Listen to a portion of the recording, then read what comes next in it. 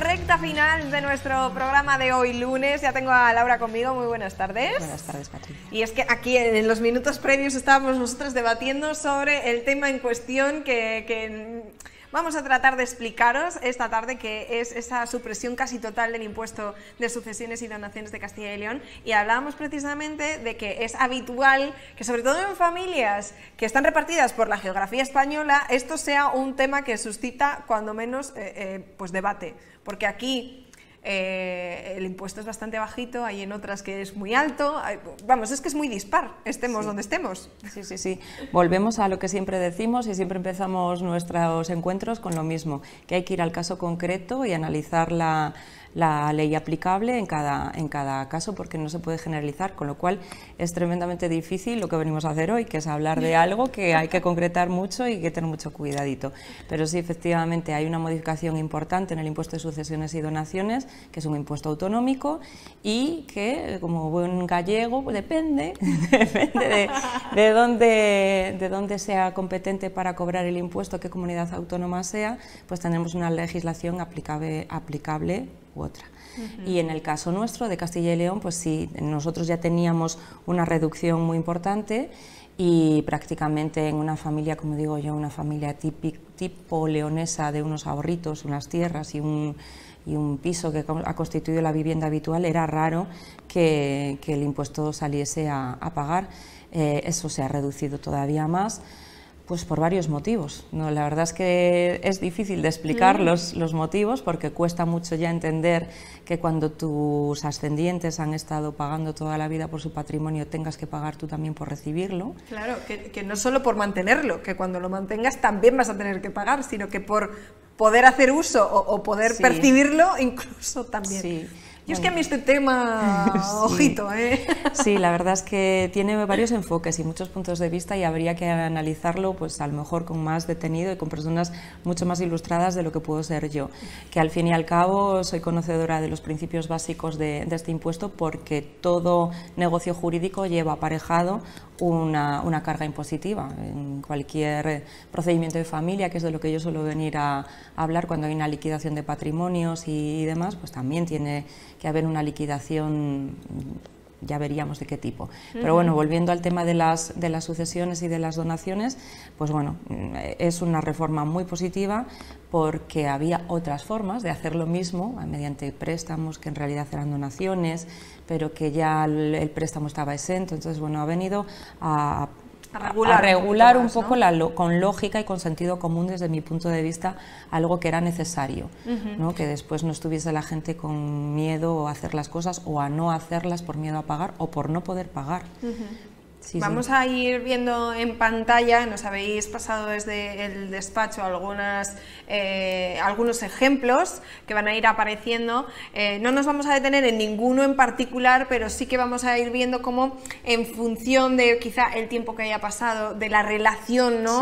Que haya entre el donante y el que percibe, o el que ha dejado una herencia y el que percibe esa herencia, es donde se va a notar ese cambio, ¿no? En esas tasas impositivas. Básicamente eso.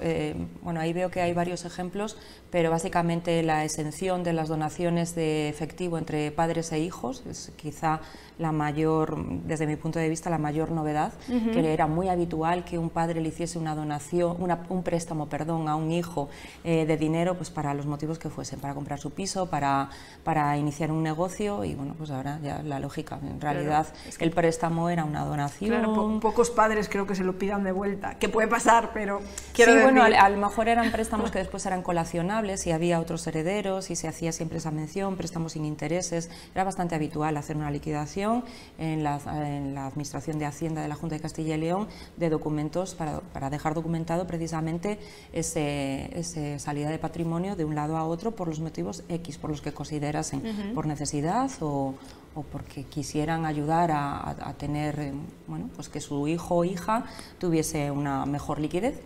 Y bueno, pues eso ya viene estando exento. Veo ahí que también hay algunos cambios. Bueno, el tema de la donación en metálico es clave. La adquisición de la vivienda habitual, también el dinero para adquirir la vivienda habitual, con una serie de requisitos que están explicados ahí en pantalla, y también para el fomento de un negocio. Y bueno, como dato así curioso, ojo con la adquisición de determinados bienes por donación, porque estén exentos, porque eso implica que adquieres un bien para tu patrimonio y al año siguiente, en la declaración de la renta, pues en función del resto de tu patrimonio, pues ya veremos si tienes que declararlo o no, cotizar o te suben en la cuota del IRPF. Claro, esto es importante, que también sale detallado en estos ejemplos, que recordemos, bueno, estos son ejemplos inventados, que nadie los tome como referencia, porque hay que analizar también el patrimonio que se tiene anteriormente, lo que comentabas al principio, hay que tener en cuenta una serie de cosas que quizá ahí no vienen especificadas. Si aumenta precisamente ese patrimonio desde el momento en el que, por ejemplo, mi abuela adquirió unas tierras hasta el momento en el que a mí me las dona, eso también influye. Sí, quiero decir, hay muchas variables. Exactamente. Y no solamente, dependiendo del municipio en el que estemos, no solamente estamos hablando del impuesto que se paga en la Junta de Castilla y León, también hay que hablar de las plusvalías municipales, ya veríamos si son fincas urbanas, rústicas, en fin, hay que tener muchos detalles, hay que analizar el caso concreto y ver exactamente, pero sí que es una buena noticia que por fin podamos tener mayores negocios jurídicos de este tipo, con el beneplácito del impuesto de sucesiones y donaciones, y esa ayuda que supone para, pues eso, para fomentar negocios o dinamizar la economía, que al fin y al cabo es lo que se busca. Que el pago del impuesto... Había muchas personas, claro, que a lo mejor se esperaban incluso, ¿no?, a heredar un negocio en lugar de tomar ese relevo generacional cuando todavía tus padres o tus abuelos vivían, ¿no? Exactamente, porque eso era una carga impositiva importante, o podía ser una carga impositiva importante que podía frenar esa dinamización de ese negocio y ese cambio generacional en ese negocio, y parece que es una reforma bastante lógica, que ha sido bien acogida. Sí. Bueno, lleva 4 meses ya en vigor, desde el pasado mes de mayo, entonces, bueno, todavía seguro que hay muchas personas que se están familiarizando con estas nuevas condiciones. Como siempre decimos, en pantalla os aparecen todos los datos de contacto del despacho de RBH Global. Insisto una vez más, Laura, es que cada caso es un mundo y hay que tener en cuenta muchos condicionantes y muchas variables dentro de la familia, el negocio o el caso en que se esté... El grado de parentesco, el patrimonio inicial, el final, en fin, y la fecha de entrada en vigor de la ley, que hemos tenido muchas consultas de gente que no se puede acoger a esto por días o por... Bueno, como hay un plazo de 6 meses ampliable a otros 6 meses para hacer la liquidación en el caso del impuesto de sucesiones, pues bueno, también es importante saber exactamente cuál es la legislación aplicable a nuestro caso concreto. Sí.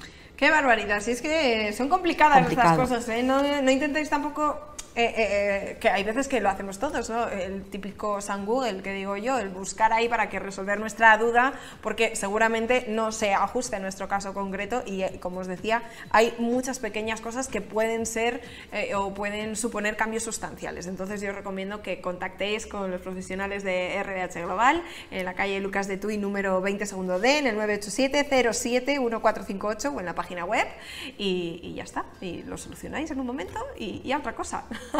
Laura, muchísimas gracias por haber estado con nosotros. Gracias.